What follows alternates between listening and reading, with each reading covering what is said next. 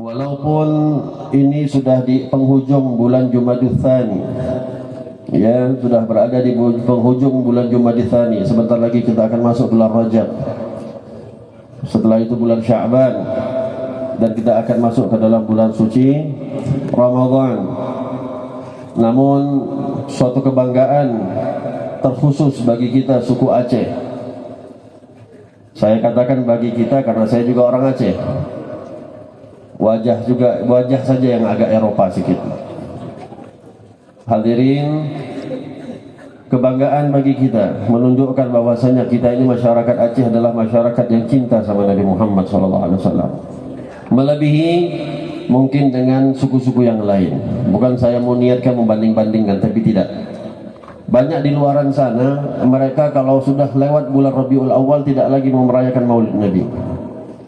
Kalau sudah terlewat daripada bulan Rabiul Awal atau bulan ketiga daripada bulan Hijriah, sudah nggak mau lagi merayakan Maulid Nabi. Kenapa?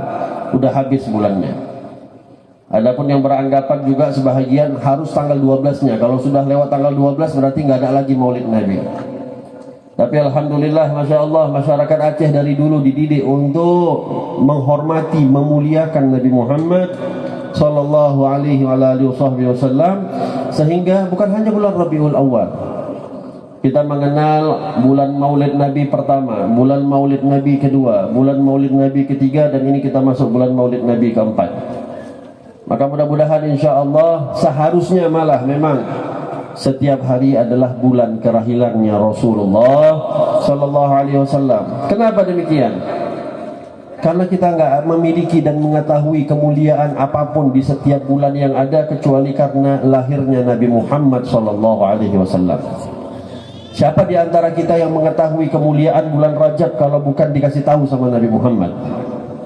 Siapa di antara kita yang mengetahui kemuliaan bulan Sya'ban yang di dalamnya ada nisfu Sya'ban, di saat Allah mengangkat seluruh catatan amal kita dalam 1 tahun penuh di bulan itu? Kalau bukan yang mengajarkan kepada kita adalah Nabi Muhammad sallallahu alaihi wasallam. Bulan Ramadan pun demikian, yang selama ini kita menganggap bulan yang paling mulia. Betul, bulan Ramadan adalah bulan yang paling mulia, tapi ingat, hari yang termulia di dalam 1 tahun adalah tanggal 12 Rabiul Awal, hari dilahirkannya Nabi Muhammad sallallahu alaihi wasallam. Yang kita nggak akan pernah tahu kemuliaan bulan Ramadan dan seluruh apa yang ada di dalam bulan Ramadan kecuali karena ada lahirnya Nabi Muhammad sallallahu alaihi wasallam. Maka satu kebanggaan kita sebagai masyarakat Aceh, luar biasa, bergantian setiap hari, setiap pekan, dayah demi dayah, masjid demi masjid, kampung demi kampung, berlomba-lomba. Ada yang menyembelih kambing, ada yang menyembelih sapi, saling membanggakan diri mereka di dalam siapa yang paling hebat memuliakan Nabi Muhammad SAW. Maka ini merupakan mudah-mudahan insya Allah salah satu tanda-tanda keimanan yang Allah sedang berikan kepada kita, untuk kita semua, sebagaimana yang dikatakan oleh Nabi Muhammad SAW, la yu'minu ahadukum hatta yuhibba hatta akuna ahabbu ilaihi min walidihi wa waladihi wan nasi ajma'in. Tidak beriman salah seorang daripada kalian sampai kalian menjadikan aku lebih kalian cintai, melebihi daripada orang tua kalian, melebihi daripada anak kalian, melebihi daripada semua orang-orang yang ada di sekeliling kalian. Dan ini mudah-mudahan insya Allah bagi orang-orang yang menyumbangkan sebahagian hartanya atau tenaganya untuk memuliakan Maulid Nabi, khususnya pada hari ini di daerah Darul Muta'allimin, yakinlah mudah-mudahan insya Allah Anda akan mendapatkan pahala yang sangat besar di sisi Allah Subhanahu wa Ta'ala. Anda akan mendapatkan perhatian khusus dari Allah Subhanahu wa Ta'ala karena Anda berkorban untuk kekasihnya Allah, yaitu Nabi Muhammad sallallahu alaihi wasallam.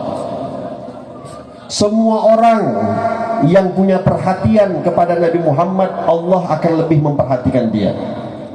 Siapapun di antara kita yang punya kasih sayang kepada Nabi Muhammad lebih daripada siapapun, maka perhatian Allah akan untuk dia.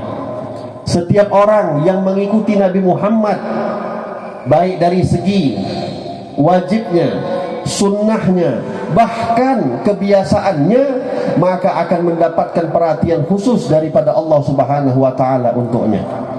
Yang berbicara bukan saya. Allah di dalam Al-Quran menyebutkan, Qul in kuntum tuhibbunallah fattabi'uni. Katakan kalau kalian mau atau kalian merasa diri kalian mencintai Allah, apa kata Allah Subhanahu wa Ta'ala? Harus sholat banyak-banyak? Tidak. Harus puasa setiap hari, setiap tahun? Tidak. Setiap bulan kita berpuasa? Tidak. Harus segala ini dan segala macam? Bukan. Itu yang jadi patokan daripada Allah. Tapi Allah mengatakan, kalau kamu cinta sama Nabi Muhammad, maka syaratnya cuma satu, fattabi'uni, ikuti Nabi Muhammad SAW. Lalu apa yang Allah akan berikan? Nabi Muhammad akan sayang sama kamu. Bukan hanya itu, kamu akan mendapatkan pahala sunnah ini dan sunnah itu. Bukan hanya itu, ya itu pasti kita dapat. Tapi kata Allah di dalam Al-Quran, yuhibbukumullah, kalau kamu mengikuti Nabi Muhammad, maka kamu akan dicintai oleh Allah Subhanahu wa Ta'ala, wa yaghfir lakum dzunubakum, dan Allah akan mengampuni semua dosa-dosa kamu. Lihat, ketika kita mengikuti, meneladani Rasulullah, Allah akan mencintai kita.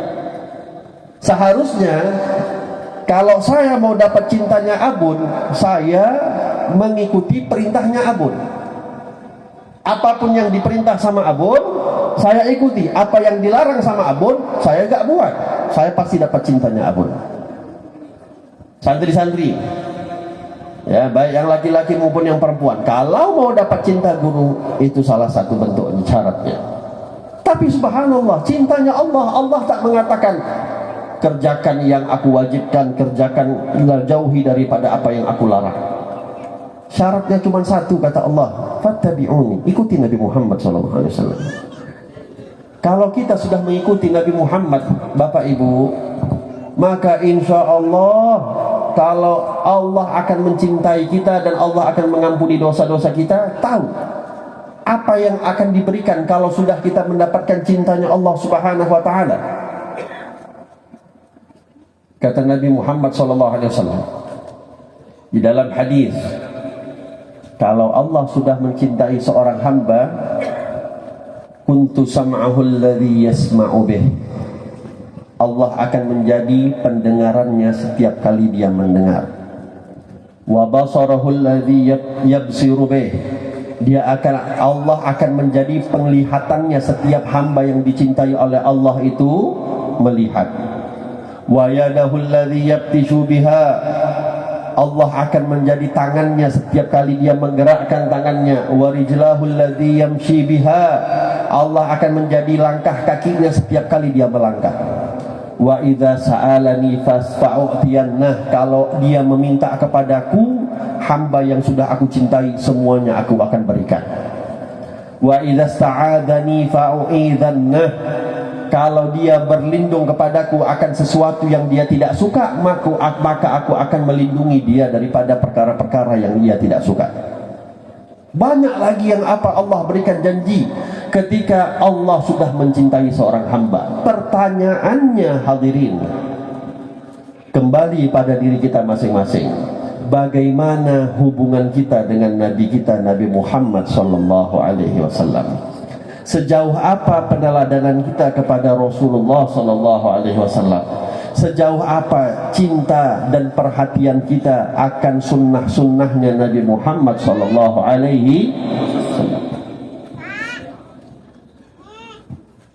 Atau mungkin selama ini kita hanya sekedar mengetahui Nabi Muhammad itu adalah seorang yang lahir tanggal 12 Rabiul Awal di kota Mekah, umur 25 tahun, menikah dengan Khadijah, usia 40 tahun jadi Nabi, usia 53 tahun berangkat hijrah ke kota Madinah, usia 63 meninggal di kota Madinah. Kalau pengetahuan kita hanya sebesar itu, lalu kita mengaku kita cinta sama Nabi Muhammad, berarti kita tidak mencintai Nabi Muhammad SAW.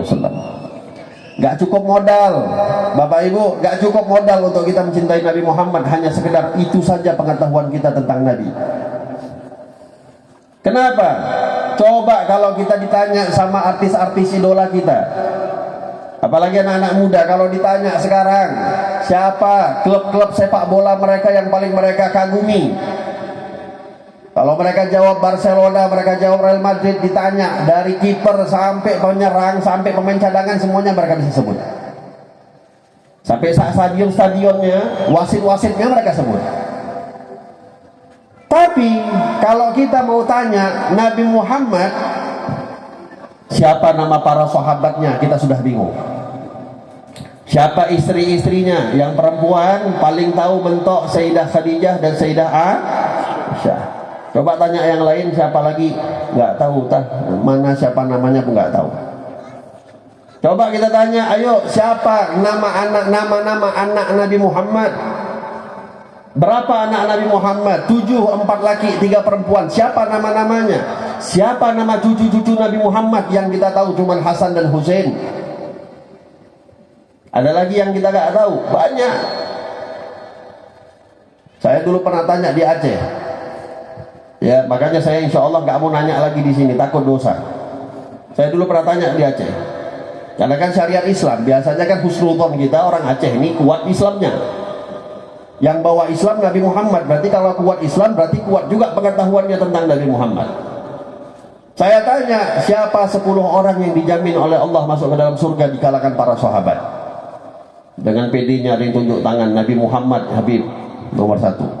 Yang kedua Nabi Isa, yang ketiga Nabi Musa, yang keempat Nabi Ibrahim. Saya bilang udah cukup, jangan lanjutin sampai 10, dosa aja kamu nanti. Nama Nabi kok disebut jadi para sahabat? Yang minta maaf, mau coba kita tanya hari ini sekarang? Mau kita ujian? Hari ini saya tanya, berapa? Siapa nama-nama 10 orang yang dijamin oleh Allah dari para kalangan sahabat yang masuk ke dalam surga? Atau coba saya tanya ibu-ibu, tadi pagi yang main film Ku Menangis siapa? Artisnya siapa namanya yang tadi pagi main? Ayo bapak-bapak, siapa nama-nama calon-calon presiden kita?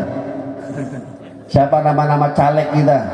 Hafal kita, mukanya sepanjang jalan tuh kita hafal semua namanya.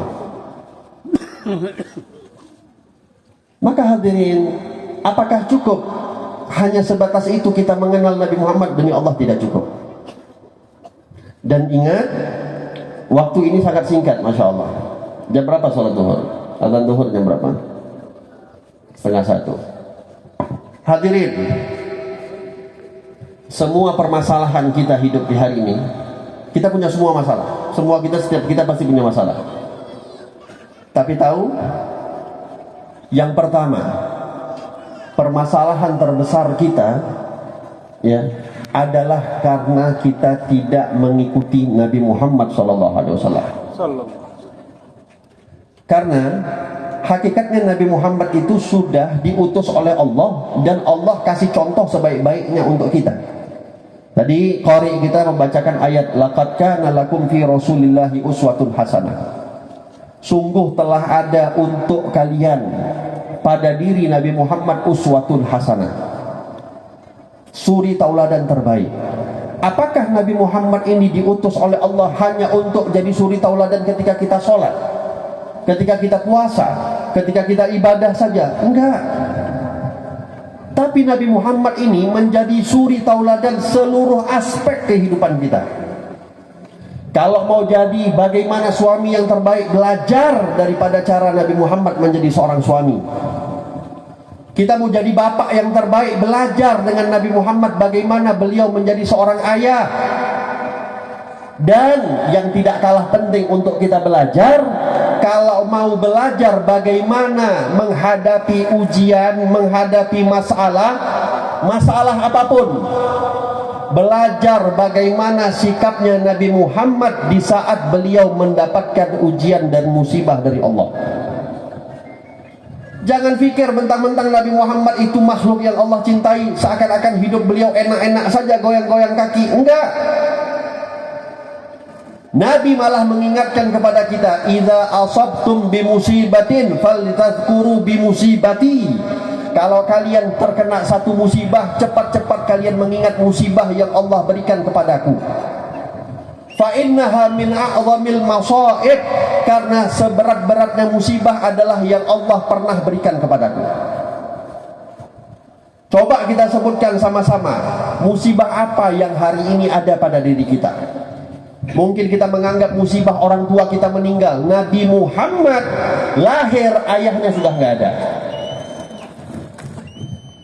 Usia 6 tahun, baru rapat-rapatnya baru 1 tahun. Karena Nabi Muhammad ini baru lahir, dibawa sama Halimatus Sa'diyah ke kampungnya.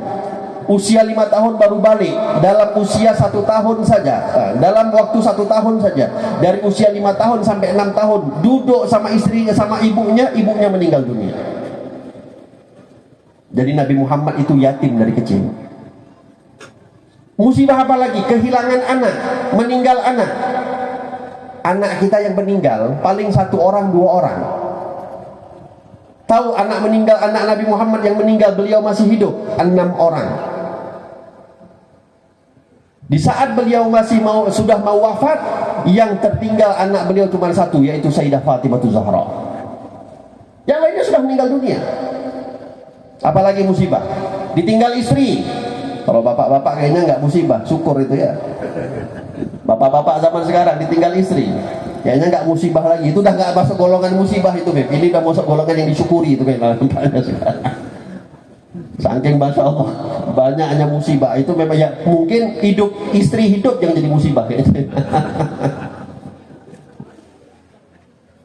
Saya teringat, ya canda-canda sedikit, saya teringat ada dulu waktu saya sowan di kiai, satu orang kiai Jawa.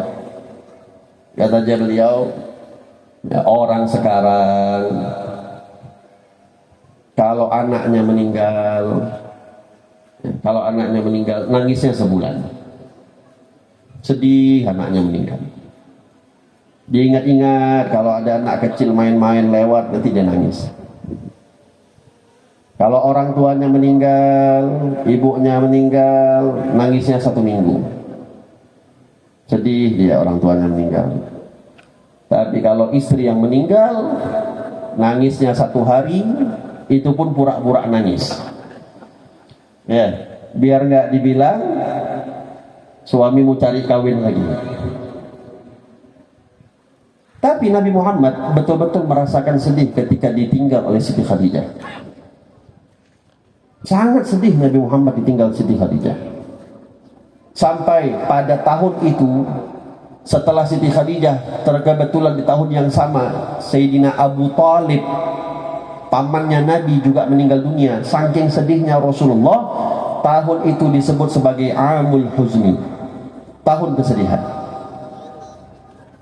Padahal ibunya meninggal, anak-anaknya meninggal di tahun-tahun yang lain, tapi nggak sampai kepada derajat Amul Huzni. Tapi ketika Siti Khadijah yang meninggal, istrinya beliau tercinta meninggal, sampailah tahun itu dinamakan Amul Huzni. Musibah. Apalagi musibah, diusir dari kampung. Nabi Muhammad diusir dari kampung. Coba sebutkan satu saja musibah yang pernah kita alami yang tidak dialami oleh Nabi kita, Nabi Muhammad SAW. Makanya Allah dengan tegas mengatakan, laqad kana lakum fi Rasulillahi uswatun hasanah. Panutan terbaik bukan hanya dari segi ibadah saja, tapi dari segi segala apapun. Panutannya kita adalah Nabi Muhammad SAW. Namun kenapa hari ini kita sedikit-sedikit mengeluh, masalah tak kunjung tiba, banyak di antara kita yang sampai minta maaf, rumah sakit jiwa sudah mulai penuh, bunuh diri sudah jadi alternatif. Kenapa? Karena kita tidak menjadikan Nabi Muhammad uswatun hasanah. Itulah musibah terbesar. Dulu para sahabat, hidup mereka tenang.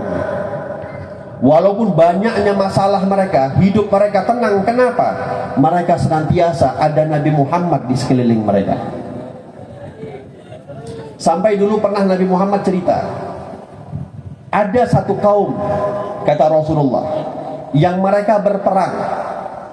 Subhanallah, ketika mereka berperang, mereka ditunda kemenangannya oleh Allah Subhanahu wa taala, sampai ketika itu Nabi menceritakan mereka semua mencari, afikum man ra'a Rasulillah sallallahu alaihi wasallam, afikum man ra'a Rasulillah, afikum man ra'a Rasulullah, akankah ada di antara kalian yang pernah melihat Nabi Muhammad?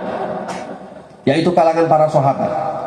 Kalau mereka dapati di pasukan mereka ada para sahabat Nabi, mereka jadikan para sahabat ini sebagai keberkahan untuk mereka. Mereka ajak musyawarah, mereka ajak berunding, mereka hormati lebih dibandingkan yang lain. Akhirnya penghormatan mereka kepada para sahabat yang pernah melihat Nabi Muhammad, Allah menangkan peperangan tersebut. Diikuti oleh zaman berikutnya. Ketika terjadi peperangan, Allah perlambat kemenangan, mereka introspeksi, mereka tanya di antara mereka, afikum man ra'a Rasulullah sallallahu alaihi wasallam, apakah ada di antara kalian yang pernah melihat orang yang melihat Nabi Muhammad sallallahu alaihi wasallam? Artinya para tabi'in. Kalau ada, mereka akan panggil, mereka akan ngambil keberkahan dari mereka orang-orang tabi'in tersebut, diajak berunding, diistimewakan, baru setelah itu kemenangan diberikan oleh Allah. Sampai terus berikutnya, di zaman berikutnya, kalau terjadi terlambat kemenangan, mereka bertanya, afikum man ra'a Rasulullah sallallahu alaihi wasallam, apakah ada di antara kalian orang yang pernah melihat, orang yang melihat Nabi Muhammad, yaitu para tabi'ut tabi'in. Kalau ada, mereka ambil keberkahannya, mereka duduk, mereka istimewakan, baru setelah itu Allah muliakan. Kenapa? Penghormatan untuk Nabi Muhammad sallallahu alaihi wasallam. Bahkan Pak, ketika Rasulullah berperang dengan para sahabat, ada di antara para sahabat ketika itu lagi berperang, kena tumbuk mukanya sama orang kafir. Saking kuat kena tumbuknya, saking kuat dipukul mukanya, lo copot matanya sampai lepas, bergantung matanya. Namanya Qatadah. Sahabat ini namanya Qatadah. Apa yang dia lakukan? Apakah dia pergi ke bidan? Apakah dia pergi ke tempat orang-orang yang bisa merawat? Enggak. Kepala mereka para sahabat utama, yang paling utama, tempat sumber untuk mencari solusi daripada semua masalah mereka adalah Nabi Muhammad SAW. Dia bawa matanya, dia pegang, yang lagi nyangkut itu, dia datangi sama Rasulullah, ya Rasulullah, mataku, ya Rasulullah, mataku yang sebelah kanan ini copot ya Rasulullah. Apa kata Nabi Muhammad? Diambil sama Nabi Muhammad tangannya, matanya Qatadah ini dimasukkan lagi sama Nabi Muhammad.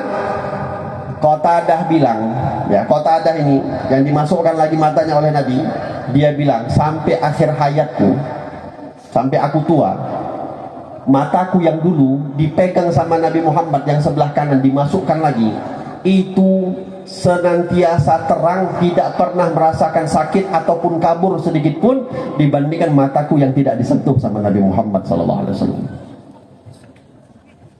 Ada lagi sahabat yang ketika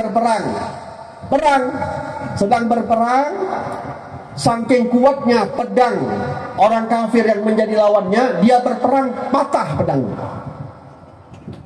Logikanya kalau pedang kita patah, kita cari pedang yang lain, atau enggak kabur. Tapi ada satu sahabat ketika pedangnya patah, yang dia datangi Nabi Muhammad SAW. Ya Rasulullah, pedangku patah. Ya Rasulullah, pedangku patah. Apa kata Nabi? Nabi ambil kayu, perang pakai kayu, pakai batang kayu. Hadirin, pedang aja patah, apalagi kayu. Harusnya kan sahabat ini mikir, ini Rasulullah mau bunuh saya atau macam mana? Bukannya disuruh kabur, dikasih kayu. Tapi di dalam riwayat dikatakan fatahawwalahu sayf. Allah merubah kayu itu berubah menjadi pedang, sehingga dia menang peperangan. Ini bagaimana para sahabat mencari solusi daripada setiap permasalahan mereka. Maka hadirin, walaupun Nabi Muhammad hari ini sudah jauh meninggalkan kita 1400 tahun yang lalu, tapi hubungan kita dengan Nabi Muhammad tidak semerta-merta bisa terputus begitu saja. Orang yang di dalam hatinya betul-betul mencintai Nabi Muhammad, meneladani Nabi Muhammad, maka kapanpun dia akan bisa bersama Nabi Muhammad sallallahu alaihi wasallam. Tapi masalahnya kita nggak kenal Nabi Muhammad. Yang kita kenal justru malah caleg-caleg kita, apalagi sama hari-hari ini. Ini sebulan lagi, nggak sampai sebulan depan, sebulan setengah lagi. Bukannya kita sibuk hari-hari kita mengisi. Ini bulan Maulid gak lama lagi sudah mau hilang, sudah mau lepas bulan terakhir. Kenapa gak kita sibukkan mengenal diri kita Nabi Muhammad SAW? Justru malah yang kita sibukkan siapa? Untuk tanggai belah, pokok je long cucuk yang nyo, yang yah pegah, bek yangnya nikah cucuk, yang nyo mantang yang kah cucuk. Akhirnya apa? Ayah sama anak berantam, beda pilihan. Suami sama istri beda ranjang, beda pilih. Pisah ranjang, beda pilihan. Maaf, bukan saya melarang untuk kita semua keluar tanggal 14 coblos. Tapi coba nih, kita lagi hidayah nih sekarang. Tanya sama Abun, tunjukkan kitab fikih hukum yang mengatakan coblos wajib. Mana? Yang mengatakan hukum mencoblos pemilu itu wajib, sana, mana? Coba tunjukkan sama saya. Itu adalah hak, bahkan negara saja nggak mewajibkan, hadirin. Apa yang disebutkan? Hak setiap warga negara, bukan kewajiban. Maaf ya, bukan saya mau ngajak Anda untuk golput, enggak. Tapi ingat, itu adalah hak, bukan wajib, bahkan bukan sunnah sekalipun. Tahu yang wajib? Di dalam kitab penuh dituliskan. Apa yang wajib? Menjaga silaturahmi. Tidak memutuskan silaturahmi itu wajib. Menjaga hubungan baik kita dengan orang tua itu wajib. Menjaga hubungan baik kita dengan tetangga itu wajib. Kata Nabi SAW, la yu'minu ahadukum man kana yu'minu billah wal yaumil akhir falyukrim jarah. Barang siapa yang mengaku beriman kepada Allah dan hari akhir, maka muliakan tetangganya. Tuh, mau dianggap beriman, muliakan tetangga. Bukan bermusuhan dengan tetangga gara-gara beda pilihan. Banyak kejadian, hadirin. Yang mau kawin gak jadi kawin karena beda. Yang satu nomor 1, yang satu nomor 2. Suami istri gak mau lagi sholat berjamaah. Kenapa? Suaminya bilang amin, yang di belakang bilang qabul. Nggak mau sholat berjamaah, nanti dia bilang amin, saya bilang qabul. Yang satu nomor 3 mustajab. Kapah. Itu yang wajib. Dalam kitab disebut menjaga silaturahmi wajib. Bahkan kata Nabi SAW, qati'ur rahim mal'un walau mata fi jawfil Ka'bah. Orang yang memutus silaturahmi itu dilaknat sama Allah walaupun matinya di dalam Ka'bah. Saya mau tanya, siapapun di antara kita yang pernah pergi haji ataupun umroh, insya Allah banyak ini. Yang belum pergi, mudah-mudahan Allah kasih rezeki untuk bisa pergi haji umroh, insya Allah, amin. Bapak Ibu, kata Nabi SAW, coba ya yang pernah pergi haji, pernah umroh, Syukur-syukur kita bisa pegang Ka'bah, sentuh Ka'bah aja syukur. Saya jamin gak ada satupun di antara kita yang pernah masuk ke dalam pintu Ka'bah itu. Bukan cuma pegang pintunya, masuk ke dalam Ka'bah, gak ada. Kalau ada boleh tunjuk tangan. Mungkin presiden dia, mungkin raja dia, gak ada. Tapi bayangkan kalau ada di antara kita yang pergi haji, pergi umroh, bisa masuk ke dalam Ka'bah, mati kita di dalam itu. Apakah kita langsung mulia? Belum tentu. Allah akan melihat ini orang pemutus silaturahmi atau tidak. Kalau dia sebagai pemutus silaturahmi, maka bukannya dirahmati oleh Allah, tapi dilaknat oleh Allah. Kata Nabi SAW, mal'un walau mata fi jawfil Ka'bah. Laknat walaupun dia mati di dalam Ka'bah. Oleh sebab itu, ayo, permasalahan kita bukan siapa presidennya. Permasalahan kita sekarang bagaimana kita hubungan kita dengan Allah, dengan Rasul. Kalau kita sedikit-sedikit menyalahkan, itu saya miskin gara-gara presiden, saya kayak gini gara-gara presiden, memang Anda malas, bukan karena presiden.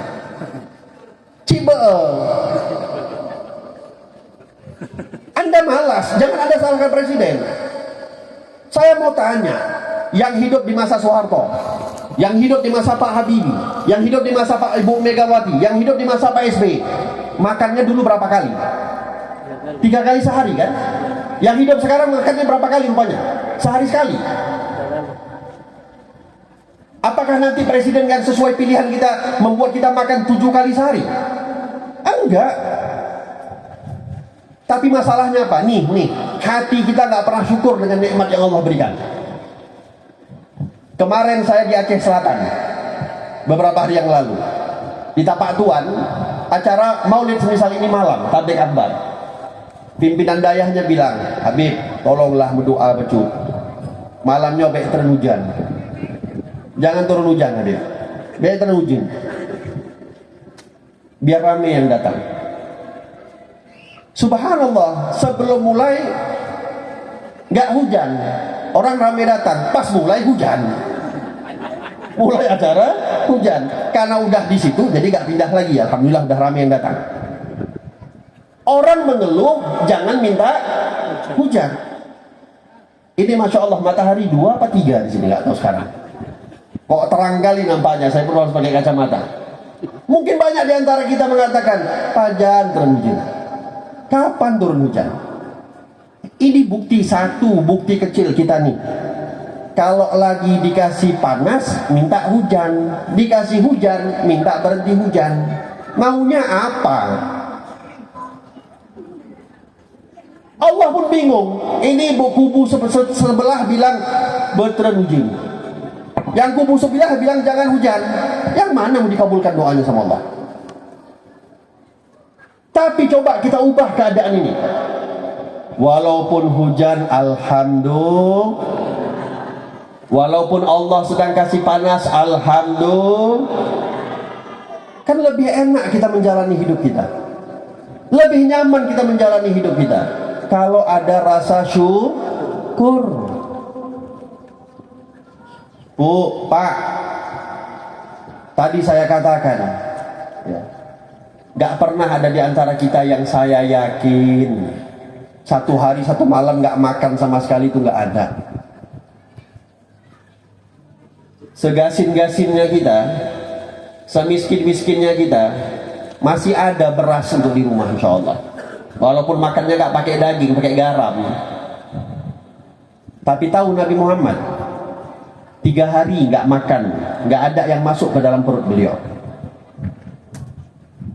Apakah itu hanya berlaku bagi Nabi Muhammad? Enggak. Anak beliau Sayyidah Fatimah Zahra 3 hari sudah terikat perutnya dengan batu, enggak masuk apapun ke dalam perutnya.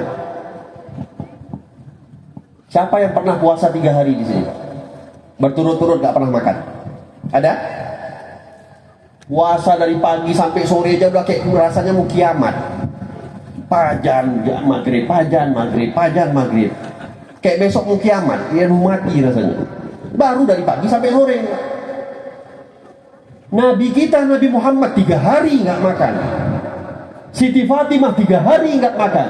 Siti Khadijah saking kelaparannya, beliau menyusui Siti Fatimah waktu beliau jadi bayi, masih bayi. Bukan air susu yang keluar, darah yang keluar daripada beliau. Kenapa? Saking nggak ada lagi isi makanan daripada perut beliau. Pernah kita lakukan, pernah kita mengalami itu. Terus apa masalahnya yang ada pada diri kita hari ini?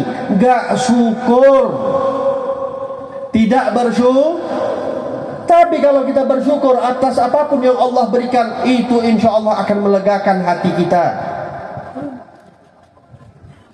Berarti nanti pilihan kita presiden siapa aja, oh enggak, terserah Anda. Anda menganggap orang yang paling bertakwa bagi Anda, pilihlah dia. Gak pernah saya mengarahkan nomor 1, nomor 2, nomor 3. Silahkan siapa yang Anda anggap paling bertakwa kepada Allah, maka pilihlah dia. Namun ingat, kalau sudah terpilih, baik dia yang Anda pilih ataupun yang bukan Anda dukung, setelah dia menjadi presiden kita, jangan pernah Anda doakan keburukan, senantiasa doa yang baik untuk dia. Ada satu ulama mengatakan, kata beliau, kalau saya mengetahui ada satu saja doa saya yang mustajab diterima sama Allah, maka doa itu saya akan mintakan kepada Allah untuk pemimpin saya agar menjadi pemimpin yang baik dan diberikan hidayah oleh Allah Subhanahu wa taala. Tuh, akan saya peruntukkan doa itu untuk pemimpin saya. Kenapa? Kalau baik pemimpin saya, insya Allah baik semua masyarakatnya. Tapi Al-Imam Abdullah bin Alwi-Al-Haddad, beliau juga pernah mengingatkan, jangan pernah sekali-kali kalian melaknat pemimpin kalian yang sah. Jangan pernah kalian maki, bahkan mendoakan buruk pemimpin kalian yang sah, walaupun dia adalah pemimpin yang zalim. Loh, kenapa rupanya nggak boleh? Iya, logikanya kalau kita doakan dia keburukan, makin buruk dia, makin zalim dia nggak turun tahta, kita yang makin terzalimi karena kezaliman dia. Maka minta sama Allah, doakan semua pemimpin kita mudah-mudahan dapat hidayah dari Allah Subhanahu wa ta'ala. Yang tadi saya ingin ingatkan, fokuskan hubungan kita dengan Nabi Muhammad sallallahu alaihi wasallam. Semua permasalahan kita akan dimudahkan oleh Allah Subhanahu wa taala. Ingat, ketika Nabi Nuh alaihi salam mengajak anaknya di saat Allah ingin menurunkan banjir bandang satu dunia, Nabi Nuh ngajak anaknya, ya bunayya irkab ma'ana wala takum ma'al kafirin. Wahai anakku, ayo ikut sama bapak, kata Nabi Nuh, ikut sama saya, jangan kamu jadi orang-orang kafir. Lihat, Allah kasih solusi mengikuti para nabi. Solusinya ketika itu adalah Nabi Nuh. Diajak sama Nabi Nuh, irkab ma'ana wala takun ma'al kafirin, jangan kamu jadi sama orang kafir. Apa kata anaknya Nabi Nuh? Qala, kata anaknya Nabi Nuh, ila jabalin sa'awi ila jabalin ya'asimuni minal ma'. Kata anaknya Nabi Nuh bilang apa? Enggak mau aku ikut sama kamu. Aku akan naik ke atas gunung, aku berlindung daripada air di atas gunung sana. Apa yang terjadi? Anak-anaknya Nabi Nuh yang udah di atas gunung semuanya kena sikat sama Allah Subhanahu wa taala. Kenapa? Tidak menjalankan jalannya Nabi Nuh, yaitu nabi utusan Allah Subhanahu wa taala. Sama, kalau kita tidak menjadikan jalan kita jalannya Nabi Muhammad SAW sebagai jalan kita, maka jangan salahkan kalau Allah memberikan musibah dan bencananya untuk kita. Maka Allah mengatakan, innallaha la yughayyiru biqaumin ma biqaumin hatta yughayyiru bi anfusihim. Allah enggak akan ubah keadaan satu kaum sampai kita sendiri yang berubah, hadirin. Dengan waktu yang singkat ini, mudah-mudahan insya Allah menjadi satu hidayah tersendiri untuk kita dan menjadi momentum untuk kita semua agar kita mulai hari ini lebih dekat dengan Nabi Muhammad sallallahu alaihi. Ibu-ibu tahu hari ini hari apa? Ya memang hari Selasa. Anak TK pun tahu. Tahu hari ini tanggal berapa? 2 Januari. Ya tinggal tengok kalender pun bisa. Saya tanya lagi, tahu hari ini hari apa?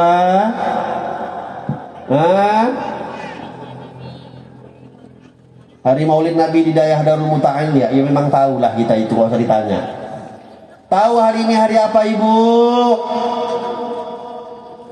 Tanggal ini adalah tanggal 20 Jumadits Tsani. Kenapa emangnya tanggal 20 Jumadits Tsani? Hari lahirnya Sayyidah Fatimatuz Zahra hari ini. Siapa Sayyidah Fatimatuz Zahra? Calon pemimpin ibu-ibu semua kalau nanti masuk ke dalam surga. Amin. Kan lucu? Kita mau jadikan beliau jadi pemimpin kita di dalam surga, tingkat tanggal lahirnya pun nggak tahu. Coba tanggal lahir anak, 10 anak semuanya kita hafal 10-10. Apalagi yang perempuan, ibu-ibu. Ibu-ibu zaman now, anak-anak gadis zaman now yang baru menikah. Tanggal tunangan harus hafal. Tanggal nikah harus hafal. Kalau nikahnya di KUA sekali, nikah sama di dayah sekali, 2 kali nikahnya harus hafal dua-dua. Tanggal inta pintu, tanggal tundara baru, semuanya harus dihafal. Suami udah kayak kena ujian setiap tahun. Hafalan cukup banyak. Yang perlu dihafal apa? Nih, Sayyidah Fatimah hari ini lahir. Maulid Siti Fatimah hari ini. Bukan maulid Nabi Muhammad saja yang harus kita rayakan, maulid Siti Fatimah juga kita rayakan hadirin. Niatkan. Hari ini bertepatan, selain kita merayakan maulid Nabi, kita juga merayakan maulidnya Sayyidah Fatimah Tuzah, wanita yang termulia yang ada di seluruh muka bumi ini, pemimpin daripada seluruh wanita yang nanti akan masuk ke dalam surga, wanita yang sangat dicintai oleh Allah dan dicintai oleh ayahnya Nabi Muhammad sallallahu alaihi wasallam, wanita yang disebut oleh Nabi Muhammad belahan jiwaku, yang membuat dia marah, yang membuat aku marah, yang membuat dia senang itu membuat aku senang, kata Nabi Muhammad. Wanita yang pernah mengatakan sebaik-baik wanita adalah la taraha la yaraha rajulun wa la tarahu rajulun. Taraha rajulun, yang tidak pernah dilihat oleh laki-laki dan yang tidak pernah melihat laki-laki. Wanita yang beliau pernah mengatakan beliau khawatir ketika beliau meninggal karena lekuk tubuhnya akan terlihat di saat beliau jadi jenazah. Karena di saat itu di kota Madinah belum ada teknologi keranda mayat penutupnya. Jadi dulu mayat itu kalau diletakkan di tandu udah dibawa begitu saja, nggak ada penutupnya. Siti Fatimah tengok ada orang meninggal, ya Allah kalau kayak ginilah nanti aku keadaannya ketika aku mati, ketika aku meninggal dunia, maka tubuhku akan dilihat banyak orang. Subhanallah, di saat itu ada istrinya Ja'far bin Abi Thalib, Asma binti Umais. Dia pernah pergi ke Habasyah, dia pernah pergi ke Ethiopia. Dia bilang apa? Fatimah, aku punya saran. Di Afrika, di Habasyah, di Ethiopia, dulu waktu aku di sana, mereka buat keranda mayat. Sekarang yang kita buat sekarang ini, tandu di atasnya ada keranda, itu adalah dibuat oleh orang-orang Ethiopia dulu. Itu insya Allah akan menutupi tubuhmu. Coba bandingkan hadirin, ibu-ibu ini khususnya, anak-anak gadis. Siti Fatimah masih memikirkan lekuk tubuhnya tidak dilihat oleh siapapun, padahal walaupun beliau sudah meninggal dunia. Yang hari ini minta maaf, ini Masya Allah baju rapi-rapi semua yang perempuan, tapi coba nanti keluar pulang dari maulid yang pakai jilbab seret dada tak nampak kemana-mana, pakai baju kalau bisa seketat-ketatnya tapi sesak napas pakai baju. Wanita Sayyidah Fatimah, wanita yang nanti di yaumil kiamah saking menjaga kehormatannya ketika berada di dunia, ketika beliau akan memasuki siratal mustaqim, mau melewati siratal mustaqim, seluruh pengikut-pengikutnya yang ada di belakang beliau melewati siratal mustaqim, malaikat akan menyerukan, wahai segenap manusia, abghidu khattu absarakum wa abghidu ru'usakum fa inna Fatimah wa man ma'aha satamurru 'ala sirat. Malaikat akan mengatakan kepada kita semua nanti di yaumil kiamah ketika Fatimah Zahra dan pengikutnya akan melewati surat, apa kata beliau? Wahai segenap manusia, tundukkan kepala kalian